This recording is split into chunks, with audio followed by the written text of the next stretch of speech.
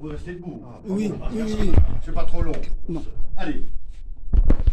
Marie, Marie, amis du royaume, en vos titres et qualités. Buenas tardes, amigas, amigos, del reino de Araucanía y Patagonia. À tous présents et à venir, salut. Creer y soñar, croire et rêver. Le tout dernier livre de l'académicien François Sureau, qui a pour titre S'en aller, s'ouvre sur la phrase suivante.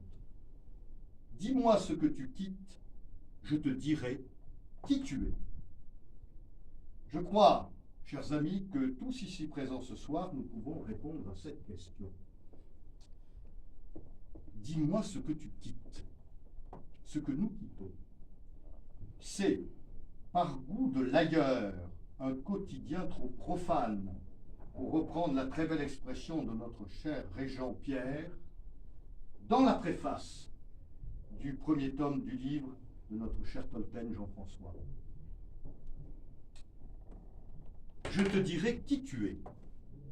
Ce que nous sommes, assurément, des rêveurs, mais sans doute aussi, à notre façon, des aventuriers éminemment inspirés. Tous mobilisés par l'épopée héroïque de notre premier roi, nous croyons aux rêves et nous rêvons d'aventure. Croire et rêver. Rêver d'abord.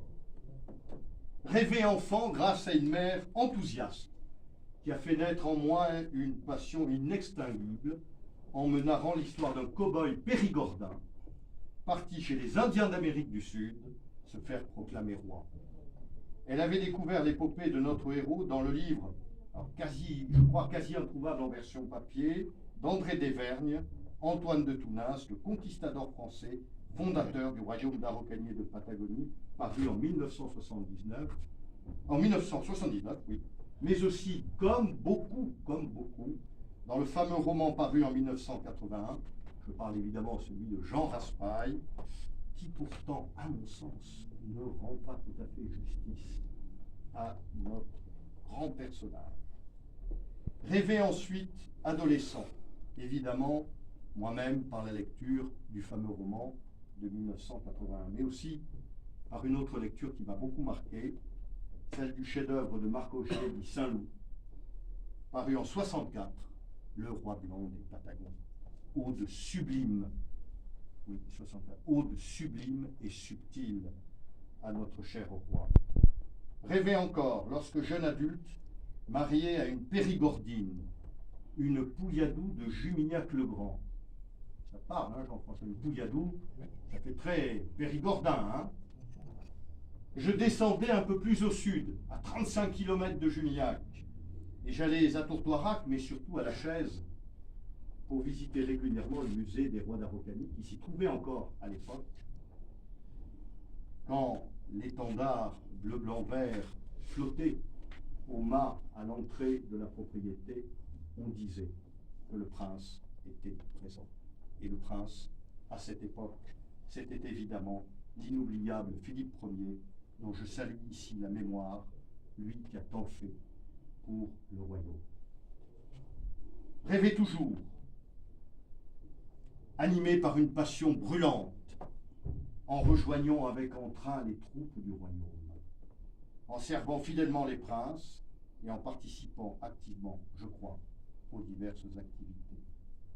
Rêvez encore et toujours ce soir parmi vous, promis au destin que vous savez. Je me savais le cœur aventureux, je me rêvais au cœur de l'aventure. Nous y voilà donc, et je vous témoignerai tout à l'heure toute ma gratitude pour cet insigne honneur. Croire maintenant. Croire et espérer que les convulsions et les querelles récentes qui nous ont fait tant de mal sont désormais derrière nous. Croire et vouloir le rassemblement de toutes les forces vives du royaume afin de poursuivre ensemble avec ardeur l'aventure commencée il y a plus de 160 ans.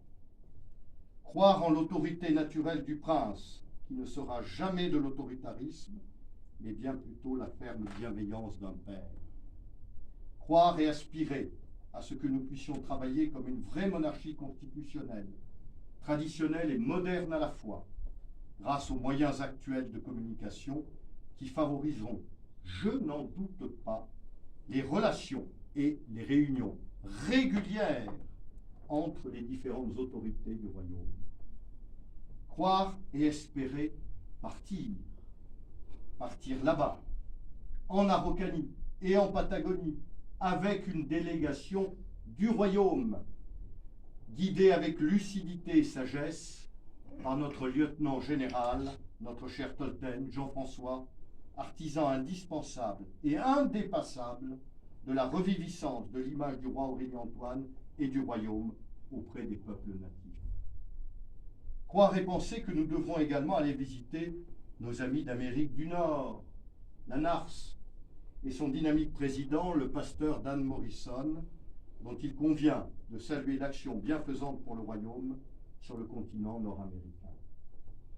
Croire et désirer que nous ramènerons alors vers nous nos amis éloignés, ceux qui ont été déçus par les troubles récents, mais aussi peut-être, je regarde Antoine, nos amis des vice-consulats de Patagonie, avec qui je crois il est temps de tisser des liens. Croire justement dans le nécessaire réveil d'une véritable académie royale, rassemblant tous les talents du royaume, historiens, chercheurs, explorateurs, écrivains, mais aussi poètes, peintres, musiciens et bien d'autres encore, tous ces s'aventuriers, pour reprendre l'expression de Boris Vian exhumée par notre cher Bruno Fulini dans sa préface du second tome du livre de Jean-François. Tous ces s'aventuriers, disais-je, viendront animer avec passion l'Institut des hautes études araucaniennes, créé à l'origine par le prince Philippe Ier, auquel il faudra bien entendu un secrétaire perpétuel, peut-être